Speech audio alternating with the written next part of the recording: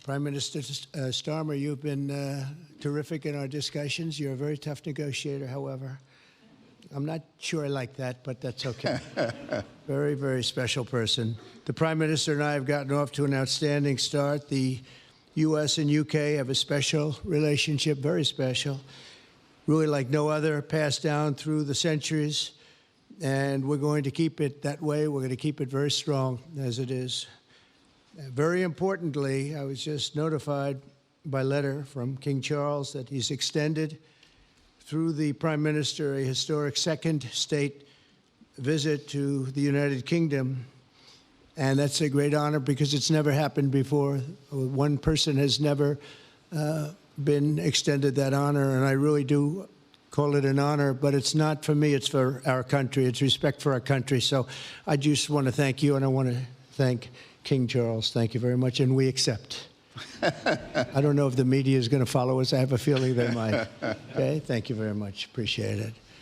I'm pleased to say that the bust of one of the Prime Minister's greatest predecessors, Winston Churchill, is now back in the rightful place in the Oval Office, and we're very proud of it. Our meeting today and the various breakout sessions we had were tremendously productive. Most importantly, I provided the Prime Minister with an update on our efforts to end the bloody and horrible war in Ukraine with Russia, which would never have happened if I were president. That was not going to happen. I promise you that. After 3 years of hellacious conflict, approximately 1 million Ukrainians and Russians have been senselessly killed, but the number, I believe, is much higher than that. Countless schools, hospitals, towns, and beautiful ancient churches have been absolutely obliterated.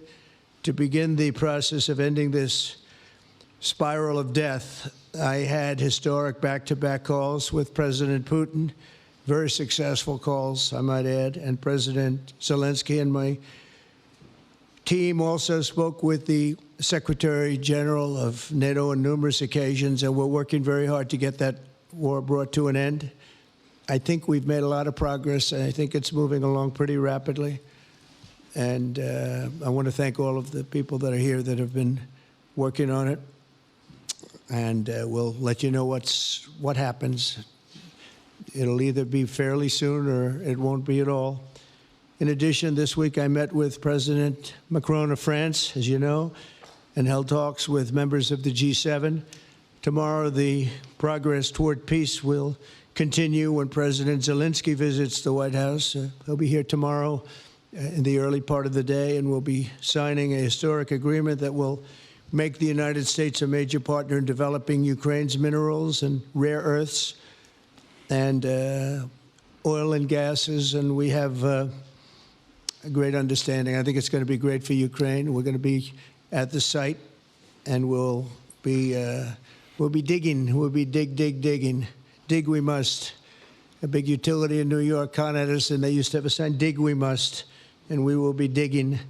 But much of the European aid to Ukraine has been sent in the form of loans for which they expect to be paid back, and we didn't have that honor under the Biden administration. He sent money, or just sent it, money after money after money, and never had any knowledge of ever seeing it back. Maybe $300 to $350 billion, but under the breakthrough agreement, very unusual, which everyone said was difficult to get, but it's really very good for Ukraine and very good for us. The American taxpayers will now effectively be reimbursed for the money and hundreds of billions of dollars poured into helping Ukraine defend itself, which by and of itself is a very worthy thing to do. We've paid far more than any other country, and with most of our support, it's been paid in military, the finest weapons anywhere in the world.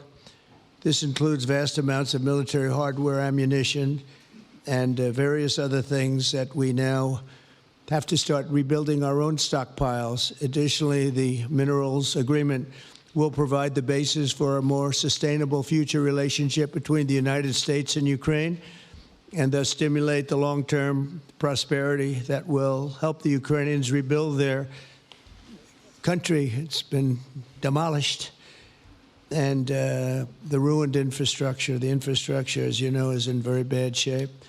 In just over 1 month, our administration has already achieved more progress toward peace than years in the other administration where they did nothing toward peace. They didn't understand what was happening. Our approach is basically common sense. As I said, so many of the things that we do are based on common sense. If you want peace, you have to talk, both sides. As I discussed with Prime Minister Starmer, the next step we're making is toward a very achievable ceasefire. We hope that that can happen quickly, because thousands of young people, in this case, we're not talking about Americans, we're talking about Ukrainians and Russians are being killed every week, thousands. And it's a rough battlefield. It's a flat piece of land, and the bullet only stops when it hits somebody. And this week, I saw the reports, and it's I don't even want to say what they are, but thousands of people, young, vibrant people died. And we want to stop that. Senseless. Should have never happened. This will lay the groundwork for a long-term peace agreement that will return stability to Eastern Europe and hopefully ensure that such a terrible war will never happen on European soil, or for that matter, anywhere again. It's a horrible thing that's going on. The disaster in Ukraine shows exactly why it's so important for the United Kingdom and other NATO partners to make large investments in their defense capabilities. In many cases, 4% or 5% of GDP would be appropriate. I know that they're raising it. I just read an article, a great article, about the work you're doing in the UK as to the military. You're raising it quite a bit, which is a great thing to do for your country. It's a great thing to do. It's sad that we need that, but probably need that. So congratulations on that. I know you got it through. After years of chronic underfunding, there's an urgent need to catch up for some countries. And I want to thank the Prime Minister once again for traveling here today.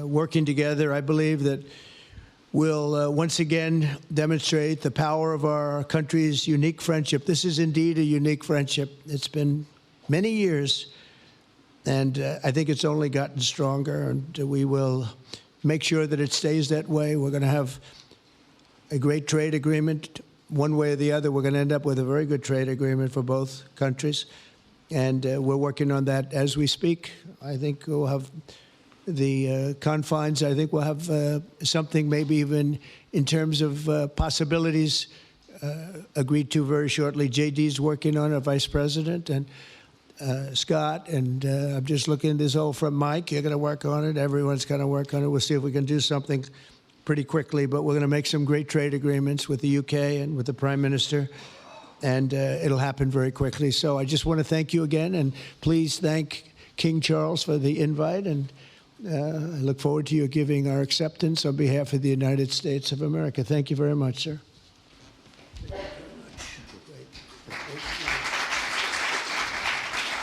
Thank you. Well, thank you very much, Mr. President. Thank you for your hospitality. Thank you for your leadership. This has been a very good and very productive visit.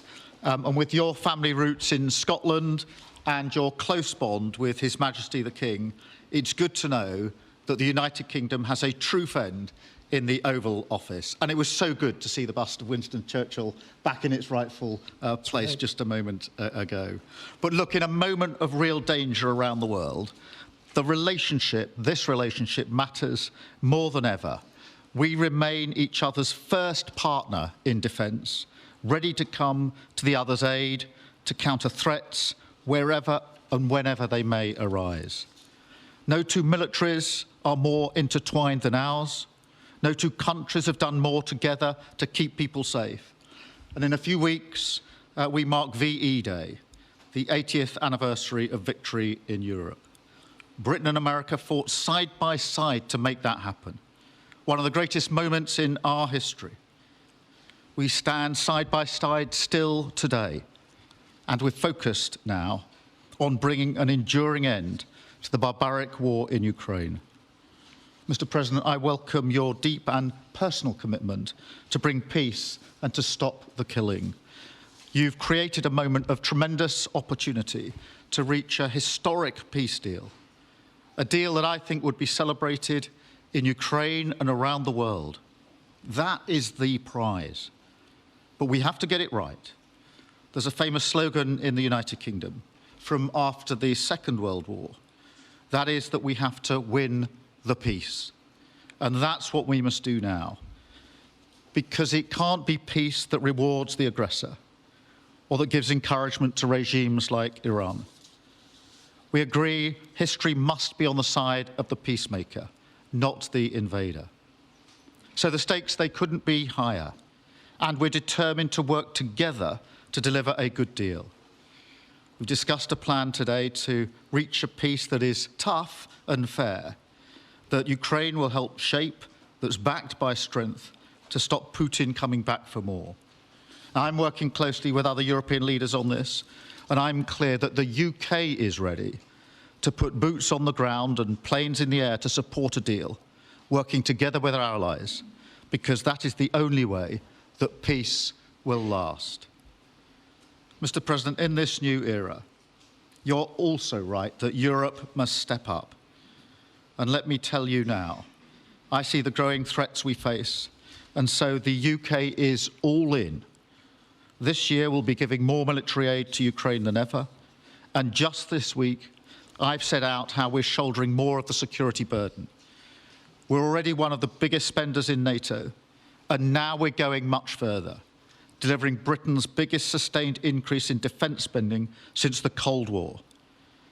This isn't just talk, it's action, rebalancing the transatlantic alliance, making us all stronger, and standing up for our shared values and shared security, as Britain always has. Mr. President, it's no secret we're from different political traditions, but there's a lot that we have in common. We believe it's not taking part that counts. What counts is winning. If you don't win, you don't deliver. And we're determined to deliver for the working people of Britain and America, who want and deserve to see their lives improve. So we're both in a hurry to get things done, and that's what the UK and US do when we work together. We win and we get things done. So we'll do what it takes to keep our people safe. We'll also work together to deliver some big economic wins that can benefit us both. We have a $1.5 trillion invested in each other's economies, creating over 2.5 million jobs across both economies. Our trading relationship is not just strong, it's fair, balanced, and reciprocal. We're leaders together in so many areas, ranked 1 and 2 in the world as investment destinations, 1 and 2 for universities, 1 and 2 for Nobel Prizes, 1 and 2 in golf as well, by the way. And we're the only 2 Western countries with trillion-dollar tech sectors, leaders in AI. And look, we take a similar approach on this issue. Instead of over-regulating these new technologies, we're seizing the opportunities that they offer. So we've decided today to go further, to begin work on a new economic deal with advanced technology at its core. Look, our 2 nations together shaped the great technological innovations of the last century. We have a chance now to do the same for the 21st century. I mean, artificial intelligence could cure cancer. That could be a moonshot for our age. And that's how we'll keep delivering for our people. There are so many opportunities. Keep our nation strong and fulfill the promise of greatness that has always defined this relationship. Finally, to underline the importance of this bond, it was my privilege and honour to bring a letter with me today from His Majesty the King, not only sending his best wishes, but also inviting the President and the First Lady to make a state visit to the United Kingdom, an unprecedented second state visit. This has never happened before. It's so incredible, it will be historic. And I'm delighted that I can go back to His Majesty the King and tell him that President Trump has accepted the invitation, so thank you. Our teams will now work together to set a date, and we look forward to welcoming you in the United Kingdom. Thank you once again. Thank you very much. What a beautiful accent. I would have been president 20 years ago if I had that accent. Thank you very much. Okay, let's see here. Go ahead, please. Thank you, Mr. President. Earlier today, you told me that you believe that foreign countries pay tariffs, but Americans who are concerned about higher prices believe, as most people do, that they're paid by consumers and importers when they import things into this country. Can you explain how you came to this belief that foreign governments are paying tariffs? And for the Prime Minister, did you discuss with President Trump his repeated statements of desire to annex Canada? And has the King expressed any concern over the President's apparent desire to remove one of his realms from his control? So I'll go ahead. The first part, the tariffs are necessary because we've been treated very unfairly by many, many countries, including our friends, friend and foe. But we've been treated very unfairly in trade at levels that nobody's really ever seen before, and especially under the Biden administration, they really took advantage of the United States. I put massive tariffs on China during my 4 years. We had the best economy in the history of our country. Probably the best economy, maybe the best economy in the history of the world. And I used tariffs to even things up. And in particular with China, we took in hundreds of billions of dollars and we had no inflation. And it's a myth. It's a myth that's put out there by foreign countries that really don't like paying tariffs, and especially to even up. So we've been treated badly by a lot. We're using tariffs. And I find, and you just have to look at the numbers, but I find that it's not about inflation. It's about fairness, and the inflation for us has not existed, and I don't think it's going to exist. We're going to bring our car industry back. We're going to bring our chips back. We're going to bring so many things back to our country, including pharmaceuticals and drugs. And the thing that's going to get us there is tariffs. And I say often it's my favorite word in the dictionary, but I always preface that by saying now, because I got into a lot of trouble with the fake news where they say that's not good. So I say God, love, family, wife. They're all my favorite words, but tariff is about number 4 or 5 on the list. But I will tell you, it's going to make our country rich, and it's going to stop us from being a laughingstock all over the world. Because we have been taken advantage of like no country has ever been taken advantage of. Thank you very much. And look, we had a really good discussion, a productive discussion, a good discussion, as a result of which our teams are now going to be working together on an economic deal. Our teams are going to be working together on security in Ukraine. You mentioned Canada. I think you're trying to find a divide between us that doesn't exist. We're the closest of nations, and we had very good discussions today, but we didn't discuss Canada. Thank you. Please. Go ahead. Go ahead. Yes. Thank you.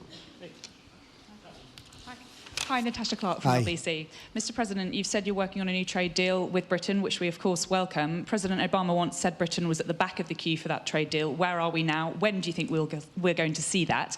And, Prime Minister, the BBC has today admitted serious flaws over the recent Gaza coverage, suggestions of payments made to people linked to Hamas. Does the BBC still have your trust? Thank you.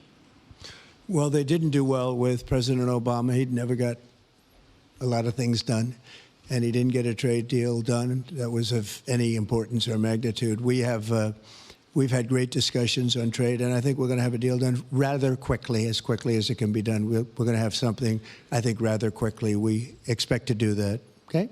Please. On the BBC, look, I've been concerned about the programme in question. The Secretary of State had a meeting with the BBC.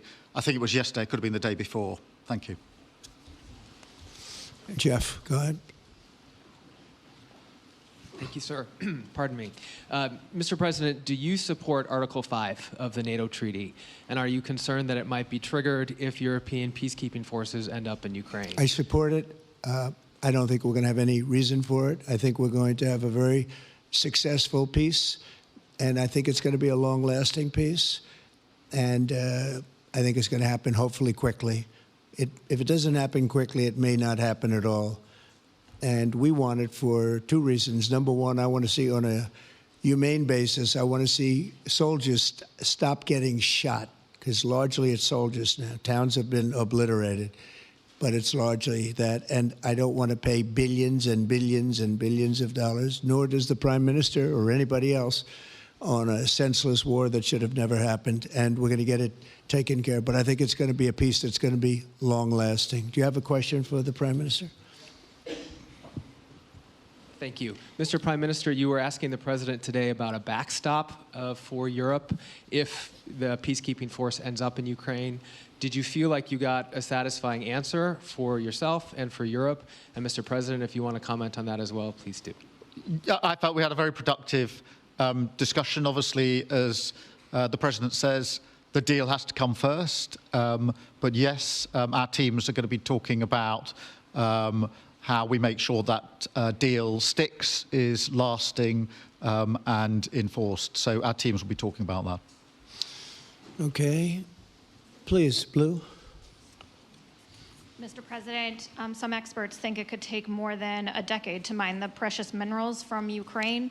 How much should the U.S. expect to receive, and when do you expect to see that come to fruition? Well, we're never going to know that answer, but by our being in Ukraine and doing the exploration and also the digging and taking the rare earth, which we need in our country very badly, we'll be doing a substantial amount of work, probably about at least what we have in there, and we hope to be able to do that. You never know when it comes to that. You know, you dig and maybe things aren't there like you think they're there, but we'll be spending a lot of time there. It'll be great for Ukraine. It's like a huge economic development project, so it'll be good for both countries, okay? Please. Prime Minister, excuse me, Prime Minister, you've talked about putting British soldiers' boots on the ground in Ukraine in the event that President Trump succeeds with his peace deal.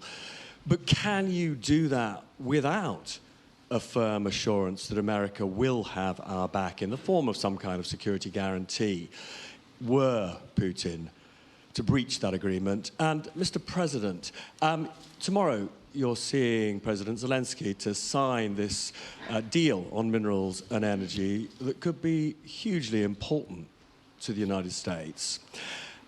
Will you take the opportunity to apologize to him for calling him a dictator while praising Vladimir Putin, who is a dictator? Well, Robert, let me start by saying I've been really clear today and previously that I think that European countries, including the United Kingdom, need to step up in our own defence and security. We've been doing that in recent days. You saw the announcement we made on spending just the other day. In addition to that, I've made it clear that the United Kingdom will play its full part in ensuring that if there's a deal, and we hope there is a deal in Ukraine, that is a lasting deal that sticks. And we're obviously working with other European countries on that, France and NATO in particular. But I think I'm hosting 18 countries on Sunday to further our discussions. You heard from the President this morning that, you know, as historically has always been the case, we have each other's backs. And today we've been talking about the deal, how that will be a lasting deal, and coming out of this, our teams will now be talking in detail about that. And I think we're going to have a very good meeting tomorrow, 11 o'clock, and I think we're going to have a very good meeting tomorrow morning. We're going to get along really well, okay? We have a lot of respect. I have a lot of respect for them. We've given them a lot of equipment and a lot of money, but they have fought very bravely, no matter how you figure it. They have really fought. Somebody has to use that equipment, and they have been very brave in that sense.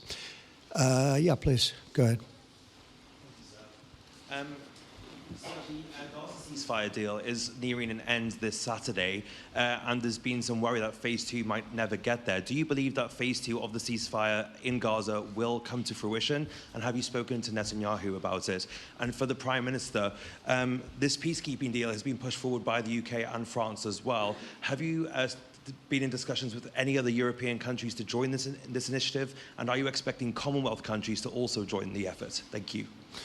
So we're working very hard in the Middle East and Gaza and all of the problems, and it's been going on for years and years and centuries and centuries. It's a tough neighborhood, but it could be a very beautiful neighborhood, and I think we're going to come up with some pretty good solutions. But phase one is almost complete. We've had some people that have been very seriously injured, very seriously hurt, both physically and mentally. They've come out of there and some of them in very, very bad shape. It's shocking. Many young people aren't in bad shape. Young people are strong, healthy. They don't die. People have come out dead, young people and old people. It's a rough situation, but I think we're going to make it much better. And I think that we've had a huge impact on that since we've been in just the 4 weeks.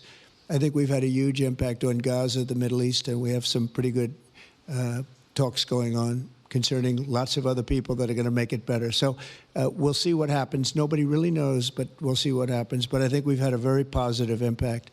Prime Minister? Yeah, on the question of the European countries, yes, I've spoken to a number of countries, particularly in the last few weeks. We had a meeting in Paris last week. I've got a meeting on Sunday with 18 countries to further our discussions.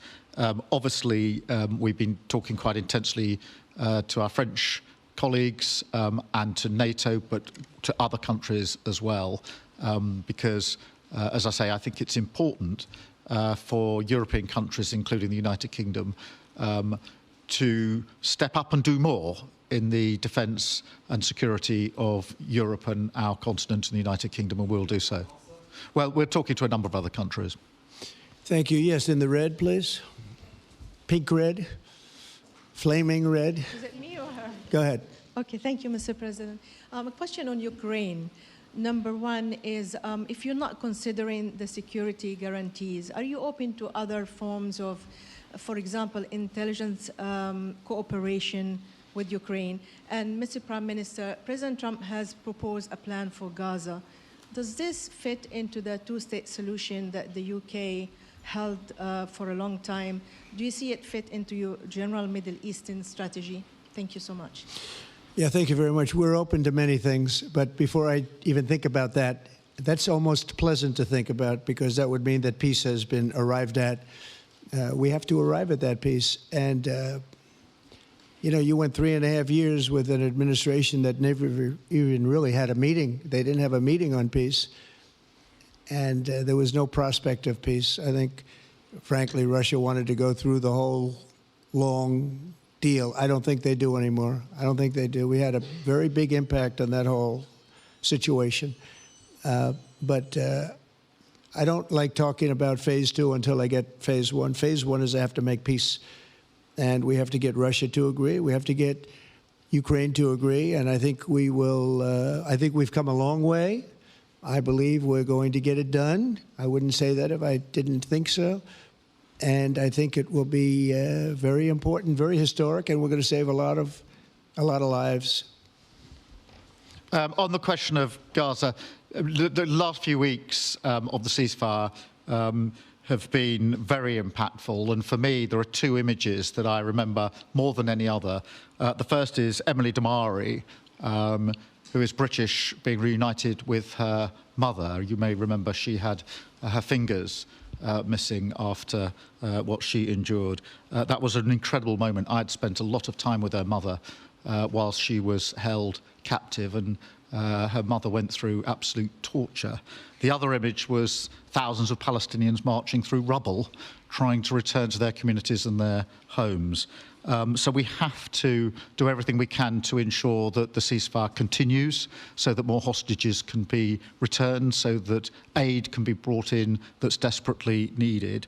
We need to allow Palestinians to return and to rebuild their lives, and we must all support them in doing that. And yes, I believe that the two-state solution is ultimately the only way for a lasting peace in the region. And think of that. She came home with her fingers and part of her hand blown off. That's terrible. how bad does it get? And we had others that came home in much worse shape than that. Yeah. It's a terrible situation. Please, yes. Thank you. Mr. President, did our Prime Minister persuade you not to put tariffs on the UK? And if I may, Prime Minister, do you think that Vladimir Putin is a man who will keep his word? Thanks. He tried. He was working hard, I'll tell you that. He earned whatever the hell they pay him over there. But he tried. I think there's a very good chance that in the case of these two great friendly countries, I think we could very well end up with a real trade deal where the tariffs wouldn't be necessary.